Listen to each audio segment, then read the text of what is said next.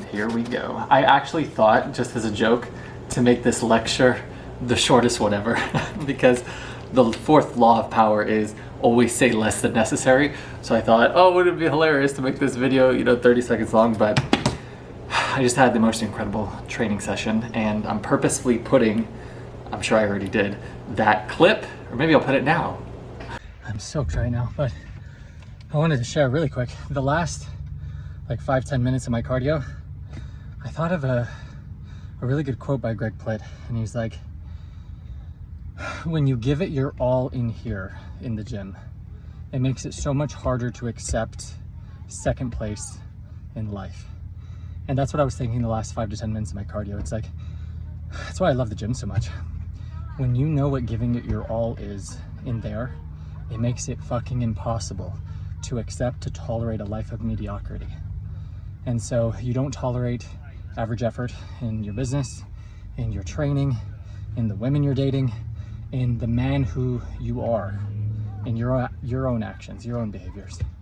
And that was all that was going on loop in my head those last 5 minutes of the last hour of that fucking Stairmaster, dude. Is brutal. That's all that I was thinking of, is like, when you exhaust yourself here, when you're the hardest fucking person in the room, the hardest worker in the room, how in the fuck can you accept and tolerate anything less than that out here? How do you accept and tolerate a slave wage? How do you fucking tolerate disrespect in your relationship? You know, how do you, I don't understand. If you have one life and you know you're gonna die, how the fuck can you go about your one spin at this being average, being mediocre, living a life of fucking perpetual slavery, of good enough, of complacency, where you don't push yourself out of your comfort zone to try to become more than you are, to demand more of yourself, to be proud of how far you've come, but not satisfied, because you know you could be giving more, and you could become more, and by you becoming more, you can give more to others. So that's all that was wanted to share. That was the last 5 minutes of my cardio. It's just like, this is what effort is. This is what giving it my all is. I refuse to fucking accept a life of mediocrity in the one that I have. So, food for thought. Got like university lecture from my car. Let's work out. Only some of this prep, but that's it. So, do whatever you. We're all gonna make it.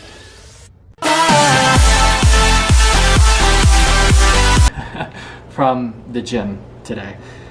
Oh, it was amazing, and I love that idea so much. It's not related to always saying less than necessary, but it is in terms of why we're doing this university to begin with.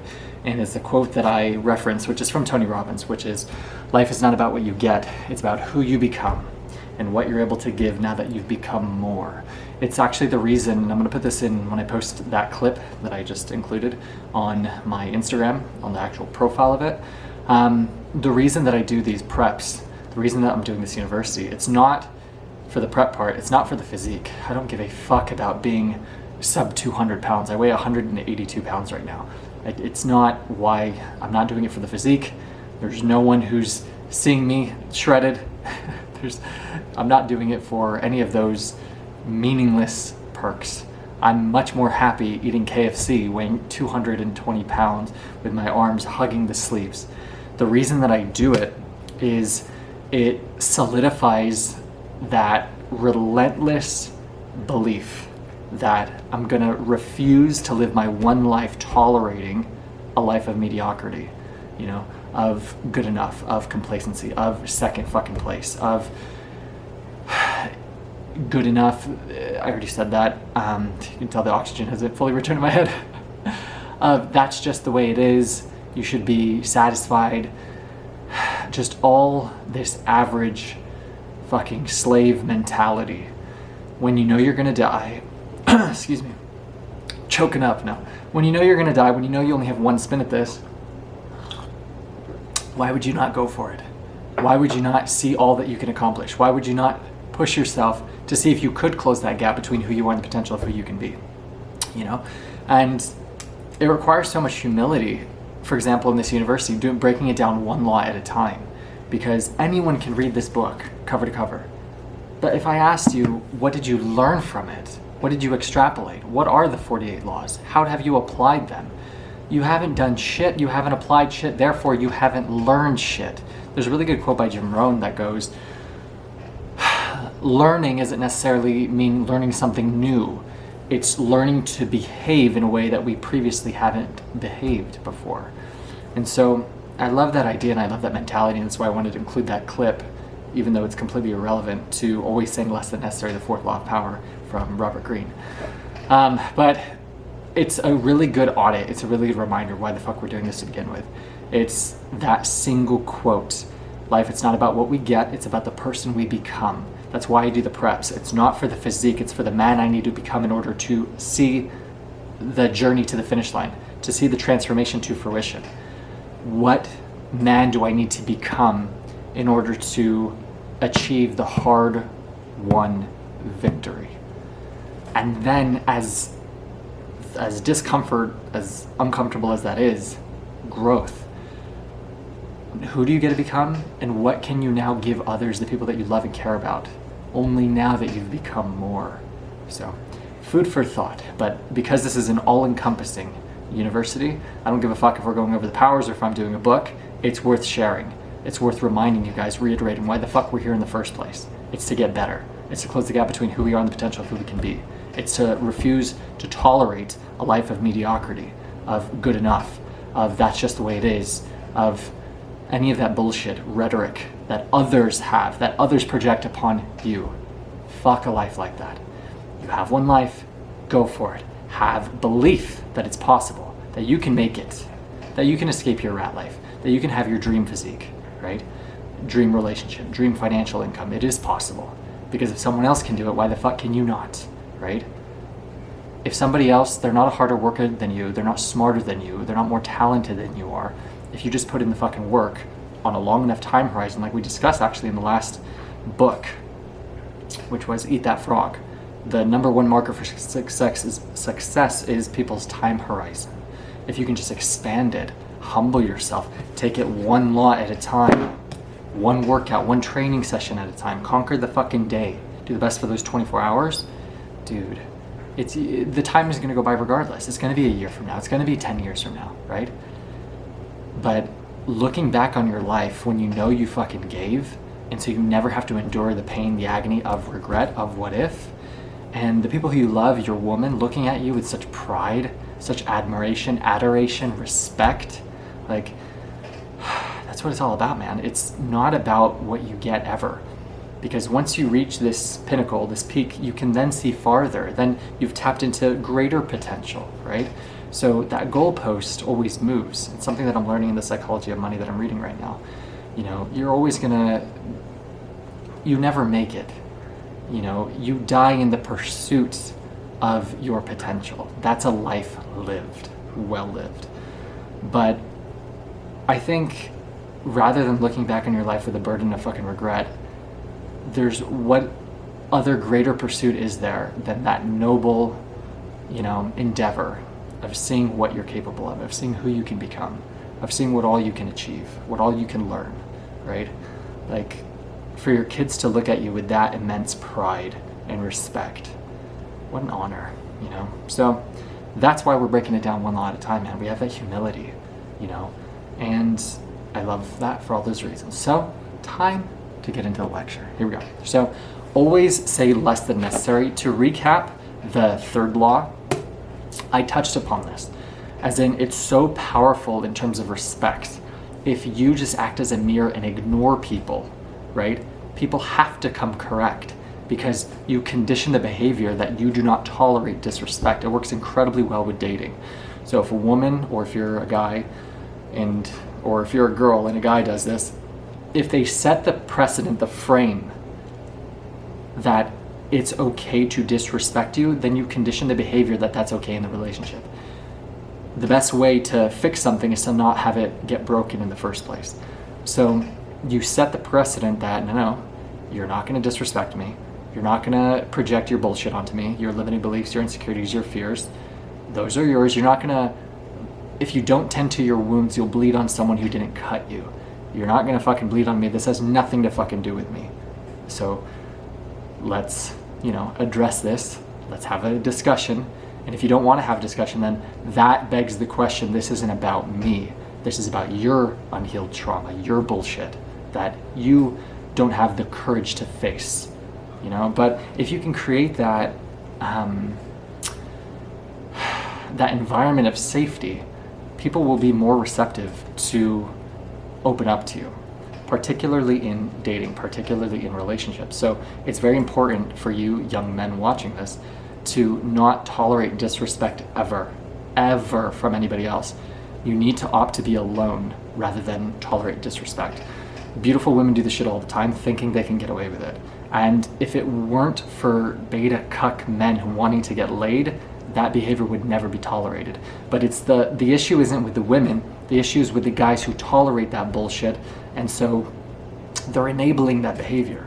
But if all men stood collectively and said, we're not going to tolerate this garbage, we're not going to tolerate promiscuity, we're not going to, entertain any of this, we're not going to give you a fucking ounce of attention, then you would see very quickly the modern woman dissipate overnight, right? Going back to traditional values, traditional women.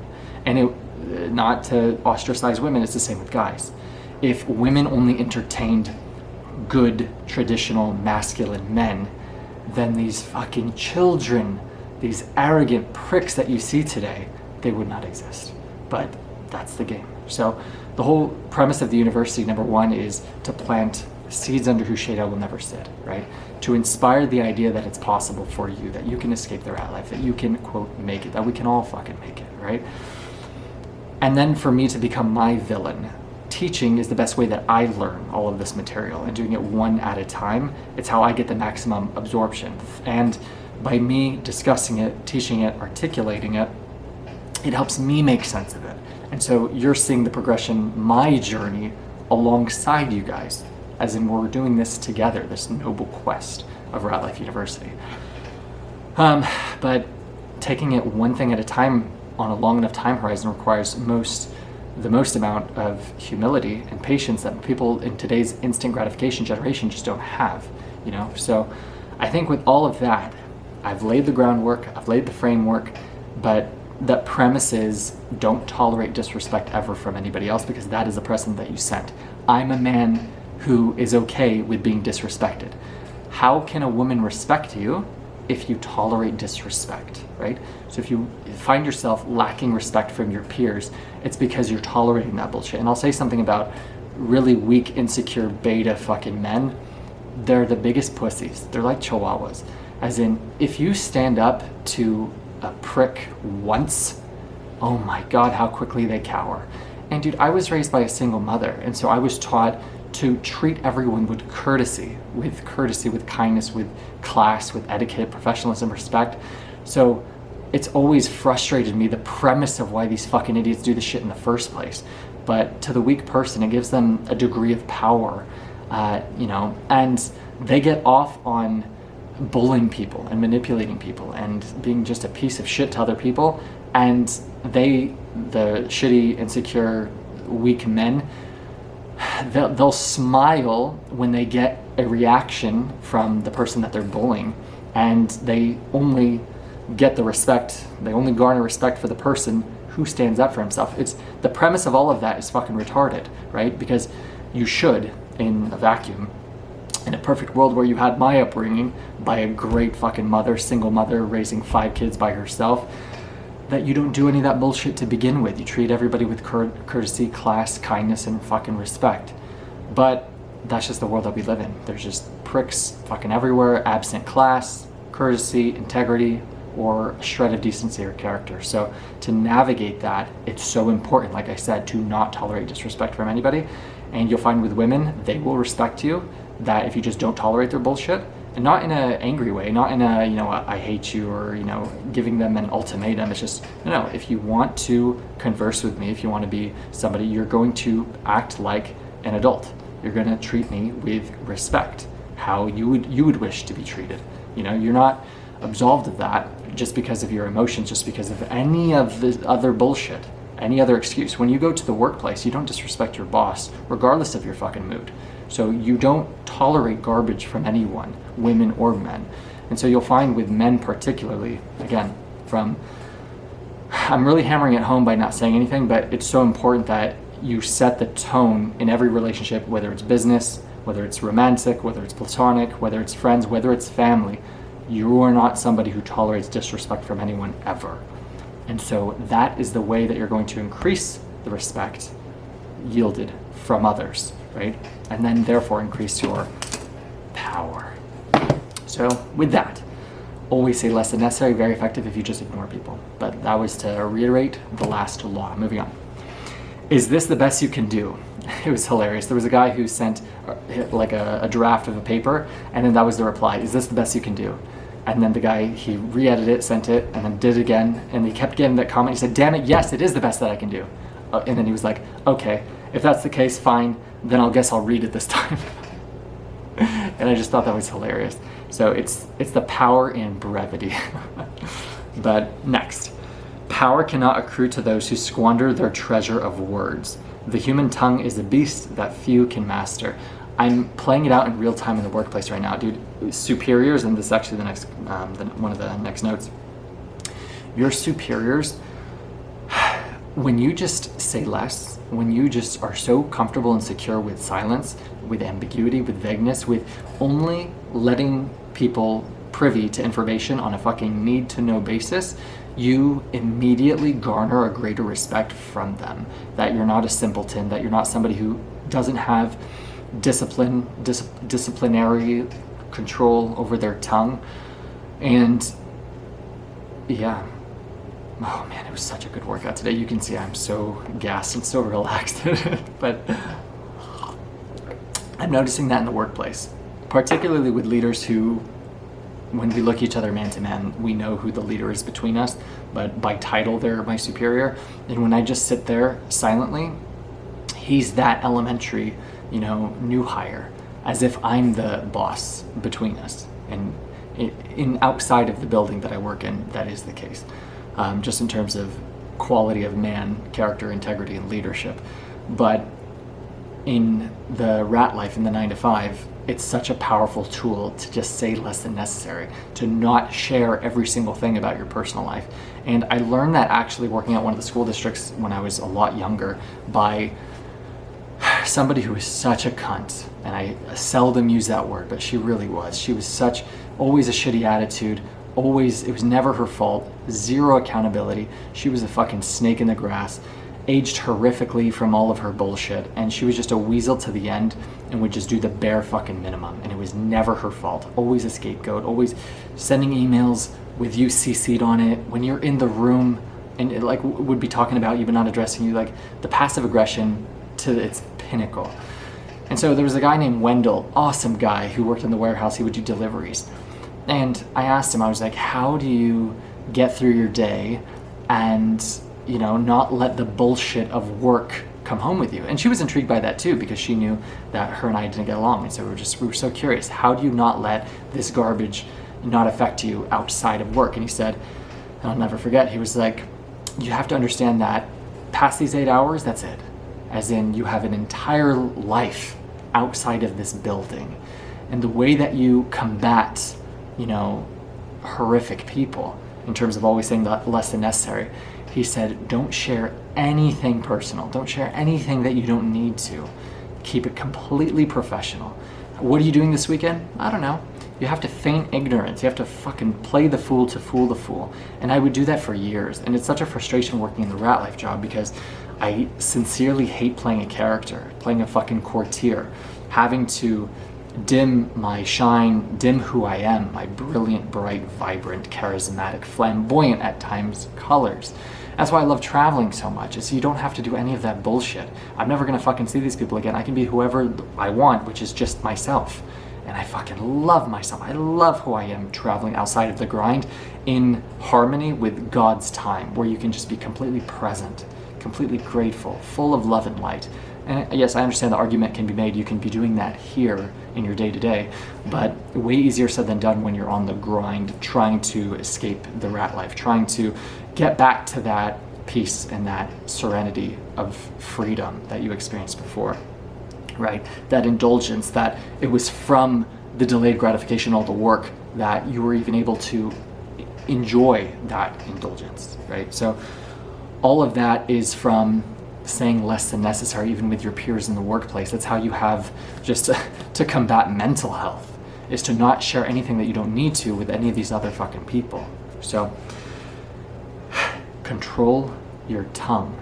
Only let people on a need to know basis. And it's very, very good practice, because other people, like I said, who don't have that same security, that same self-confidence, they'll squirm, they'll squabble, they'll fill the awkward silence. And all you have to do is just remain composed, poised, calm, cool, collected, and you'll see them just like they don't know what to do with themselves.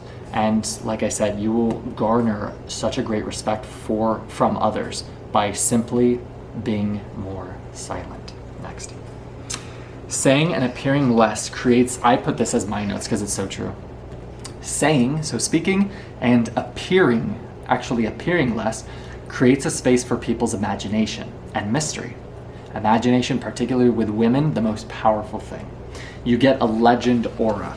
So it's actually, I think it's a later law to not appear in public very frequently, but it ties in with saying less than necessary, because if you're not constantly posting or your opinion, or I do vlogs, say on Instagram or even on here, even though this is what I need to do for this university, particularly with social media, your absence creates a space for other people that I wonder what he's doing, and you get that legendary aura. I think it's a story where Napoleon Bonaparte would frequent the theater.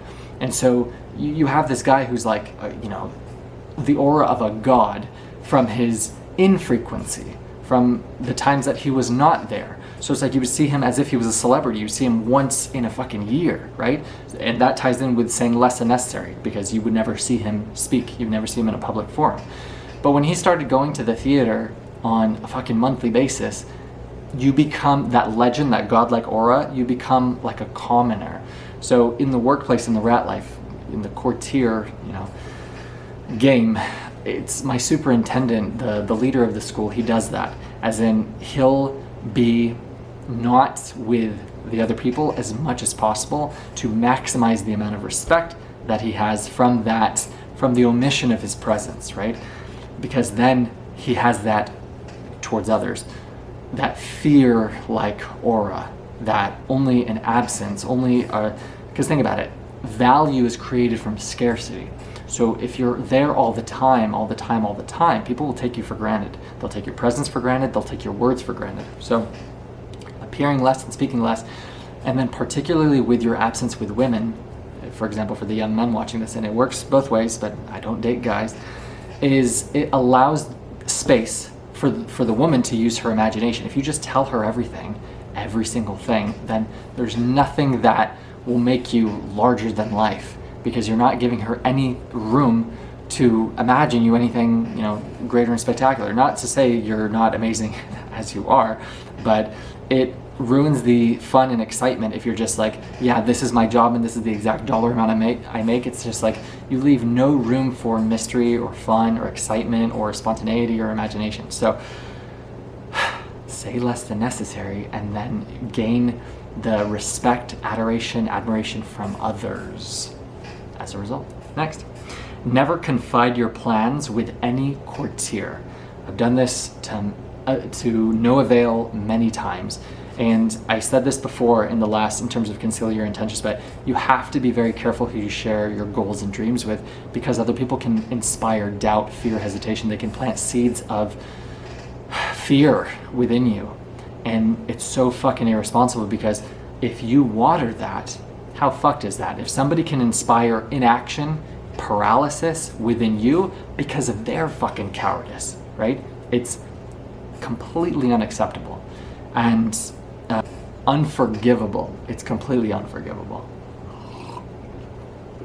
So it's a good practice, and for you to practice not saying everything that's on your mind, to never share your plans, your dreams, your goals, your ambitions with anyone else, practice it. Only the ones who you have in your utmost confidence, your circle. And if your circle is more than fucking this many people, then there's a good quote that if you have more than 10 friends, it's likely you don't have any friends. So your circle should be intimate, small, closed. If it's not that way, dude, they're not your real friends. They're not your ride or dies. They're not the people you can call at fucking 3 a.m. who are gonna be there, right? I can name those people in less than one hand. So it's very important that you protect your dream, your goals, your vision. You don't allow for the possibility of the weeds in the form of fear, projection, doubts, limiting beliefs projected from others into you, onto your garden. Next.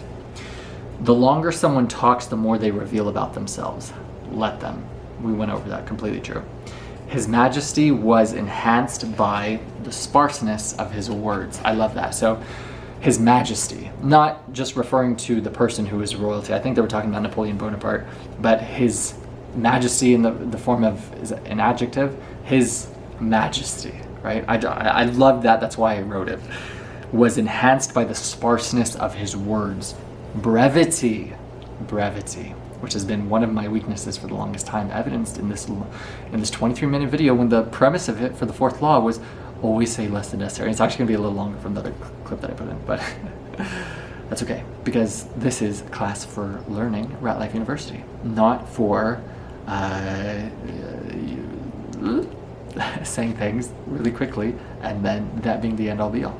We're trying to learn together. Here we go. Let your silence and bland facial expressions allow none to predict or deceive you. And again, this is something that I'm practicing in real time in the workplace, and it ties in with, I think it's concealing your intentions, that it would be too exhausting for people to constantly second guess the validity of your facial expressions, or of your truth that you present to other people, to think that you're playing a double life or something, because we have to trust our visual, right? So if you see a person who presumes themselves to be happy, you can't go about your day constantly thinking that every happy person you see is completely miserable and depressed, because we need to trust our senses to make sense of the world. So I like that idea a lot. Let your silence and bland facial expressions allow none to predict or deceive you. It's that good quote, I allow manipulation from my enemies to see where they want me to go, and I use my mind to break the trap and punish the perpetrator. Because I've escaped the rat life and I'm coming back, and now I have come back in to now escape again, but this time for a lifetime, I'm literally am able to see, it's just like Neo in the Matrix. Once you've been unplugged, once you've escaped the Matrix, you have superpowers when you go back in. I literally see the person with fear, the person with who wears their facial expressions, who allows manipulation from their enemies and gets manipulated, who and sees where they want him to go and does not use their mind, does not break the trap, does not punish the perpetrator. I'm seeing them, the victim of manipulation, all the fucking time, because there's no perspicacity. No one has the ability to perceive, to be observant in the workplace as the common slave, the common courtier, because they haven't woken up yet. So they haven't been unplugged, they haven't been red-pilled, so to speak. Once you see the world for what it is, and you see the joke that is the 9 to 5, it's impossible, like I started this video, to accept a life of mediocrity, a life of slavery. When you understand that they can press the fucking button and print money, pieces of paper out of thin air, that you're slaving away for, you understand that you are literally a slave. If you're working for a finite amount of pieces of paper that they can print an infinite number of, right? They can buy you. There's a good ideology by Andrew Tate. He says, money is the stored time and energy of other people. As in, whatever your number is, say it's 50,000 a year, I can buy you for 40 hours a week with that number, right? That's made up. It's numbers on a fucking screen. It's not real. So when you go into the rat life and you see people stressing of things that doesn't fucking matter in the slightest, right? They're getting their cortisol raised over emails. They're taking this shit way too seriously that doesn't matter. And don't mistake me, I don't take the things that matter not seriously, right? And people mistake my calm demeanor in the workplace as this I don't care attitude. And they're not wrong in the sense of I don't care about this stupid shit that doesn't actually matter. It's what I talked about in the last lecture, that it's like you're playing a video game on campaign mode where you're fighting the same boss and the mechanics are the exact same and you get unlimited lives. That's exactly what the 9 to 5 is. You're doing the same fucking mechanics every single day. They have no idea what it's like to be the man in the arena. So their problems are made up. Their stresses aren't real. It's fucking, especially working in a school district, bro, it's monopoly money. They get grant and government funded. It's not, all of it is a joke that all of these fucking nerds take so seriously. So to combat that, to gain respect from other people, don't say what's on your mind, but also practice thinking for yourself, using your fucking mind. Stand guardway at the doorway of your mind. Be perspicacious, observe, question the workplace, question your fucking salary, question your worth. There's a good video by Grant Cardone where he asks these insurance people what your job is as a leader of an insurance company. And they're like, to motivate, to inspire. He said, no. Your job is to help them make sense of $40,000 a year. That's your fucking job as a manager, is how to have them, the fucking common slave, make sense of that fucking number as their worth and their value. So again, with the bland facial expressions, you practice harnessing that sharpness, dude, that etiquette, that somebody who has woken up, who's not gonna get fucking lulled back to sleep. Next. The AC's on. It's been a long day. My contacts are drying. Learning who the person is and their depth of development, identity, insecurities, story, beliefs, and values. You get to learn everything from other people by just being silent, being a mirror. They'll expose everything you need to know about them. This works in dating. This works in working relationships, because I don't remember who said it. It might have been Jordan Peterson, but people rarely don't say what they're thinking. Very, very rarely. That's why it's so important when they brought in this pronoun bullshit, he, him, they, them, all this bullshit.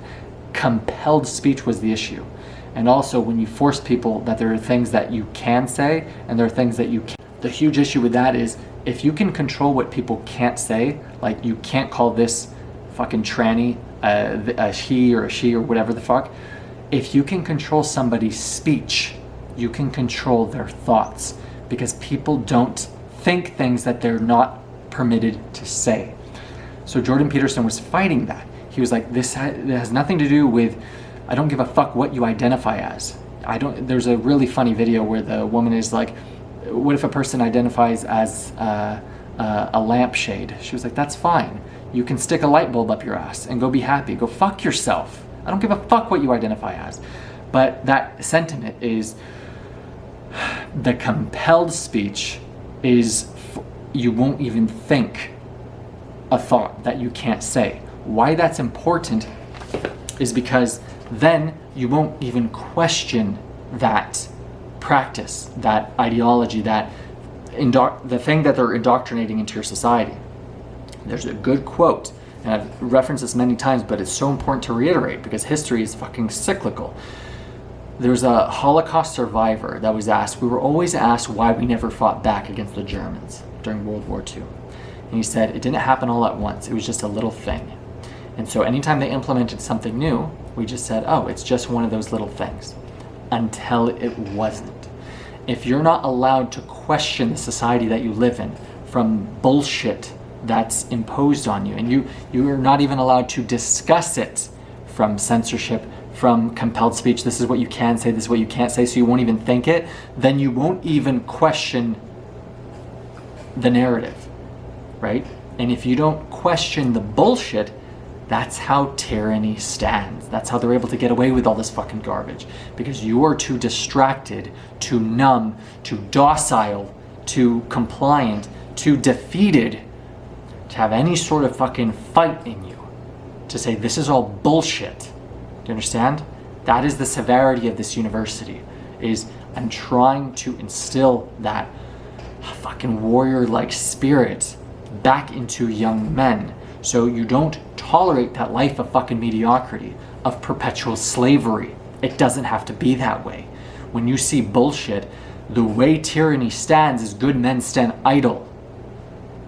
So it's all food for thought and food for consideration. But if you don't want to be the common fucking slave for the rest of your life, and the one that you have, I would encourage you to say less than necessary, so you allow yourself time to observe, to be perspicacious, to not just accept things that it is the way it is, to question things. Even my lectures here in this university, don't take it, I learned this from Jim Rohn, don't take it for fucking face value. Pick it apart, question it. If something that I'm saying is resonating, such as the fucking truth, see if it applies to your life, right? See if it resonates with you. And you'll find very often the truth principle always does. If you don't align with truth, with principle, with God, you'll find yourself just fighting against your own mind, right? So, but again, be a student, right? Don't take things as it is just because whatever a fucking authority is saying it, let alone Professor Tarek Hawks, you know? So, food for thought. Short answers and silences, controlling what you reveal. You disallow others to learn of your intentions or your meaning. They will fill the silence and reveal all of the valuable information about them and their weaknesses. Completely true. They will leave a meeting with you, go home and ponder your every word. In this, whether it's in a meeting, whether it's over text, whether it's a phone call, any sort of discussion, interaction, the less you say, the more powerful your words, the more impact that they have. If you just run amok, then again, it ties in with value and scarcity. If it's just an indefinite amount of words, not to say that there aren't great speakers who have a plethora of golden value on their, I was going to say silver tongue. Just every word that they're spewing is just, might as well be liquid gold, right? Beautiful alchemy. It's not to say that there aren't those incredible orators and speakers and motivational speakers and rhetorics. Not to say that, but it's to say if you are in a meeting, if you are out and about, and you quiet yourself, control your tonality, say less, your words have such more weight. People will literally quiet themselves because they're like, oh dude, this person never talks. Let me perk up, let me listen, because I really want to know what they have to say. And I noticed this in the workplace. I don't share an abundant amount of time, so when I do, people know they're not going to be absorbing and listening to bullshit, because when I speak, it's all grounded in truth, in principle, in merit, in leadership, real fucking leadership, not the clown world that you see as the courtier in the fucking rat life, playing all these political schemes and games and weasel snakery. I don't tolerate any of that bullshit. I will fucking speak the truth regardless of my position, my status, to any of these fucking superiors whose title doesn't mean fucking shit outside of that building. You have to be that guy. Somebody has to be that guy. If you live in a world of men who are too much of a pussy to speak the fucking truth, my question is, how do you look at yourself in the fucking mirror when you go home? Let alone your wife, right? Let alone your woman, let alone your kids. How the fuck are they gonna respect you if you don't even respect yourself enough to speak the fucking truth? Food for thought. It's crazy. And the older I get, the less patience I have for cowardice.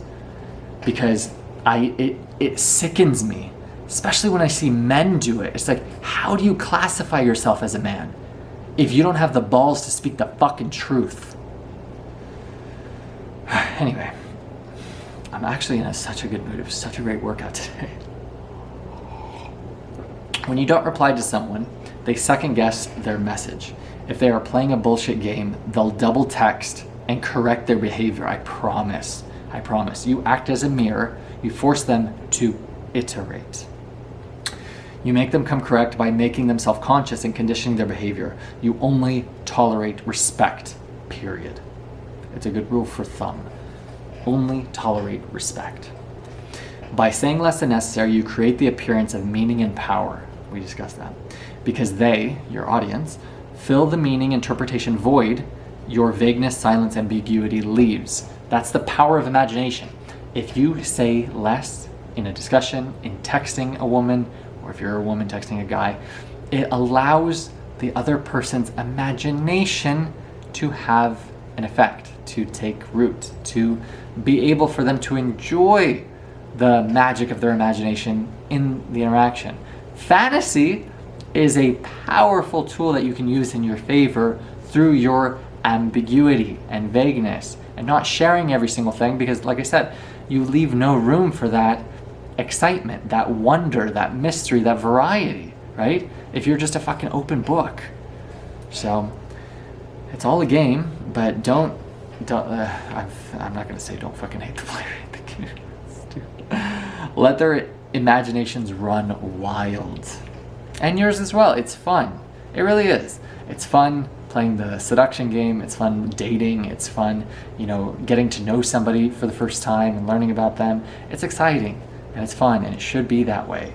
And it ties in with not taking everything so fucking seriously. It's like, and I've done this in the past, made this mistake with dating, just because I don't like my time wasted, where it's like, I would only want to go on a date with somebody who was, you have to be sure that you're interested, sort of a deal. And it ruins the whole thing, where you have to be so serious and so you're going to be here at this time, right? And it's just fucking ridiculous. And I found it a lot with, it's tied in with a need for desperation when I would get on the receiving end from people where it's just they need to know every single thing about you, every single detail, because they're so afraid of going on a date and wasting their time, or not liking the person. But it's just if you don't fucking try, if you don't put yourself out there, then it's never gonna work.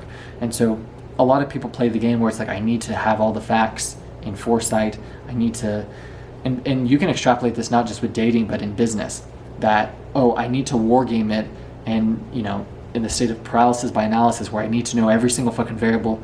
The stars need to align. The conditions need to be perfect before I fucking start my course and begin my action. A quote from Greg Plitt. And it's never gonna fucking be that way. You're never gonna know all the variables. You're never gonna know the complete how in foresight. You're gonna fail. But it's part of the recipe for success. Another quote from Greg Plitt, who was such a great influence on me in terms of becoming such a great young man with dignity, honor, integrity, character, merit, perseverance, respect, lost virtues and values in the world that we live in today. Thus the importance of Rat Life University. Fourth law of power. I'm not always saying less than necessary in this lecture, but that's what you can take away from it. It's free respect, your ambiguity, your silence. Simply say and appear less. Conceal your plans, your thoughts, your reactions. And that is a very powerful tool for you to sharpen.